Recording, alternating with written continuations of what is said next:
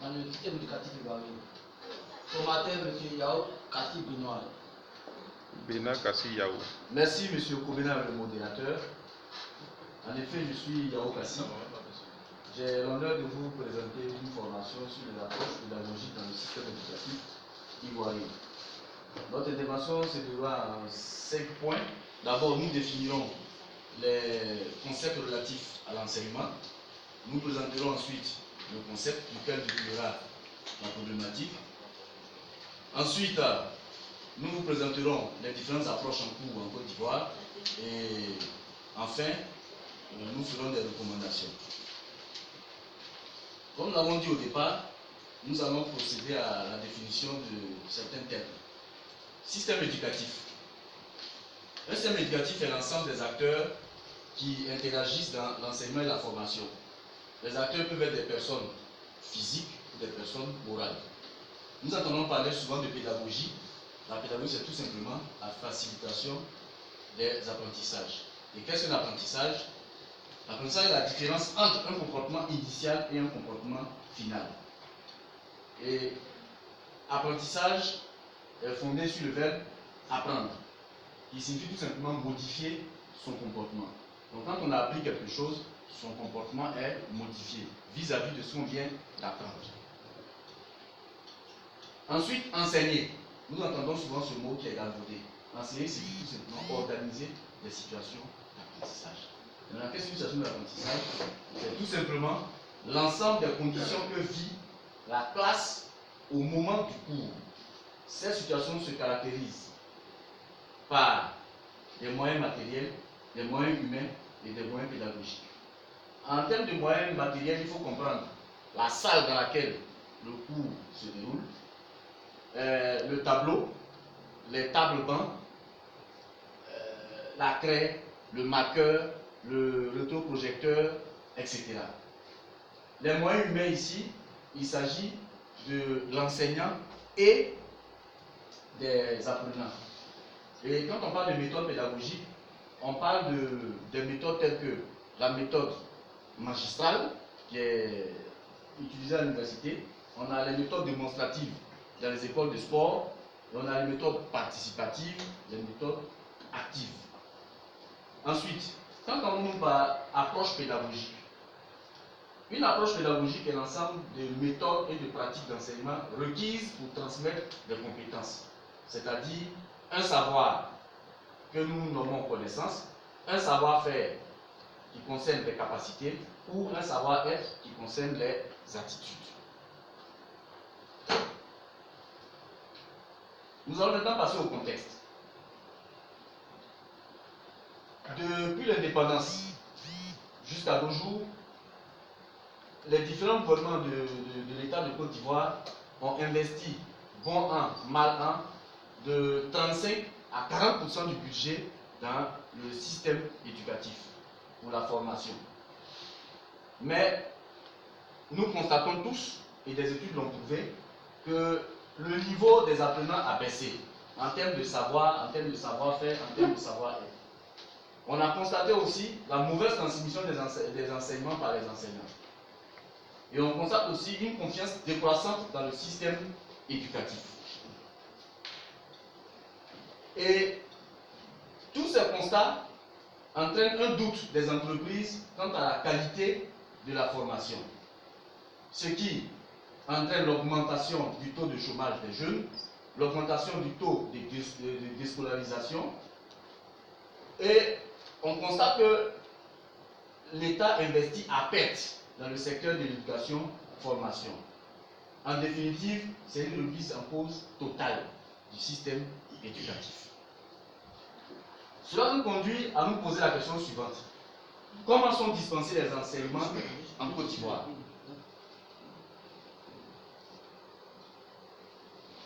En Côte d'Ivoire, les enseignements reposent sur des approches pédagogiques. Il y en a eu beaucoup en Côte d'Ivoire, mais les trois dernières, nous allons présenter les trois dernières.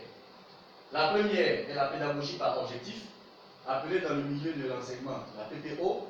Elle consiste à définir une tâche à apprendre et de la décomposer en sous-tâches et capacités à mettre en œuvre ou à acquérir pour bien la maîtriser. Cette méthode est appliquée dans l'enseignement technique et la formation professionnelle. En fait, c'est le lieu de prédilection d'application de cette approche. Mais elle a aussi été adaptée de sorte à être appliquée dans l'enseignement général, c'est-à-dire dans le primaire et dans le secondaire. Deuxième approche, nous avons l'approche par compétence, appelée APC. Cette approche vise à construire l'enseignement sur la base du savoir-faire, évalué dans le cadre de la réalisation d'un ensemble de tâches complexes. L'enseignement devient alors apprentissage. Il ne s'agit plus d'enseigner, mais il s'agit d'apprendre à faire quelque chose. Mais malheureusement, cette approche a définitivement été remplacée, pas malheureusement, c'est plutôt la PPO qui a été remplacée par l'APC, l'enseignement général, à partir de 2012. Donc à partir de 2012, la PPO disparaît de l'enseignement général pour être remplacée par l'APC. Et enfin, nous avons la pédagogie différenciée.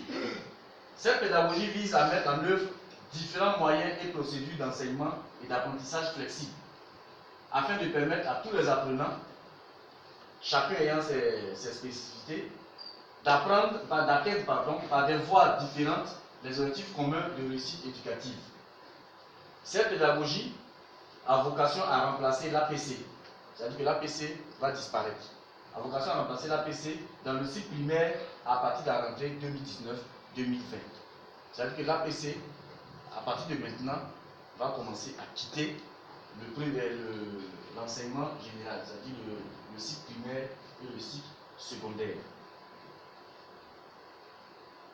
Cette pédagogie, cette approche, privilégie cette fois-ci l'enfant, privilégie ses besoins et ses possibilités. Elle propose à l'enfant des situations d'apprentissage variées et des outils variés. Elle a aussi pour principe d'ouvrir à un maximum d'enfants les portes du savoir, du savoir-faire et du savoir-être. Donc, nous avons vu 3 méthodes pédagogiques en cours d'application en Côte d'Ivoire. La pédagogie différenciée, l'approche par compétence et la pédagogie par objectif. Cependant, quelle que soit l'approche pédagogique mise en œuvre, il y a des recommandations à faire à l'État, de sorte que l'enseignement en Côte d'Ivoire retrouve ses lettres de noblesse. Donc à l'État, il convient de demander à l'État de définir clairement les objectifs d'éducation et de formation, de fixer des objectifs réalistes qui tiennent compte des réalités socio-économiques et culturelles, de révisiter les contenus de la formation des formateurs. Donc quand on parle de formation des formateurs, il s'agit des enseignants en fait. Donc réviser le contenu de leur formation, veiller à la fiabilité du mode de recrutement dans les écoles de formation des formateurs. Donc ici, il s'agit de faire en sorte que ce soit vraiment les méritants qu'on retrouve à l'ENS, à l'IPNET, au CAFOP et dans les autres écoles de formation. Ensuite, il faut veiller à ce que à faire la formation continue des enseignants. Même si on est sorti enseignant d'une école de formateurs, il faut que la personne continue à être formée pour s'améliorer. Enfin, mettre en œuvre une politique d'équipement des universités et écoles, tant publiques que privées. Recommandations aux responsables des universités et écoles privées.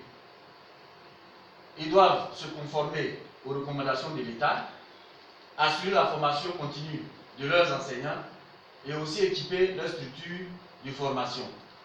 Maintenant, aux enseignants, il faut qu'ils se conforment aussi aux recommandations de l'État, c'est-à-dire faire exactement ce que l'État a demandé, qu'ils se remettent aussi en cause, puisqu'ils n'ont pas la science infuse, et enfin, s'il y a des formations continues, qu'ils acceptent de participer aux activités de formation continue. Donc, en conclusion, nous vous avons présenté la situation des approches pédagogiques dans le système éducatif ivoirien. Nous avons présenté leurs caractéristiques, nous avons énuméré quelques recommandations Et cette formation serait plus complète si nous allons maintenant vers comment préparer une leçon.